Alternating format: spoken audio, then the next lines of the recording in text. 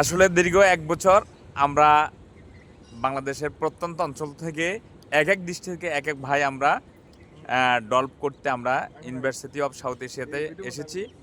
1 বছর আমরা সুন্দরভাবে ক্লাস সমাপ্ত করে আজকে সর্বশেষ আমাদের রিফ্রেশার ক্লাস আমরা শেষ করে আমরা যার যার গতিতে চলে যাচ্ছি ইনশাল্লাহ।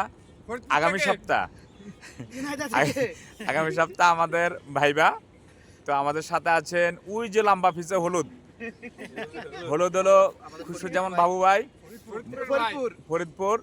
তারপরে ফরিদপুর কার হাতে? হ্যাঁ ফরিদপুর, নাম বলো।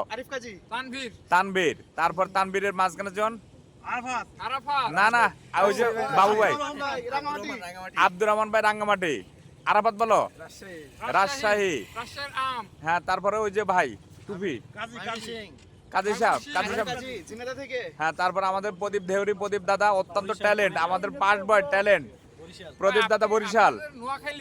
হ্যাঁ আমি নোয়াখালী। এরপরে প্রদীপ দার পিছের জনকে ময়মন সিং। তারপরে আমি ইসমাইল হোসেন বিপ্লব, লক্ষ্মীপুর জেলা। আর আমার পিছে একজন আছে আমাদের ফরিদপুর আয়শা। থ্যাংক ইউ সবাইকে। হ্যাঁ এই ছিল আমাদের।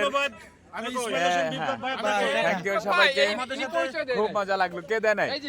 হ্যাঁ জিয়া ভাই মেজর জিয়া বলেন। আমি কি বলবো? আপনার পরিচয়, আপনি কোন জায়গা থেকে আসছেন, নাম কি? আমি জিয়াউর রহমান, বগুড়া থেকে। হ্যাঁ ডল 48 বেস কেমন কমপ্লিট করেছেন, সবাইকে ধন্যবাদ। কেমন?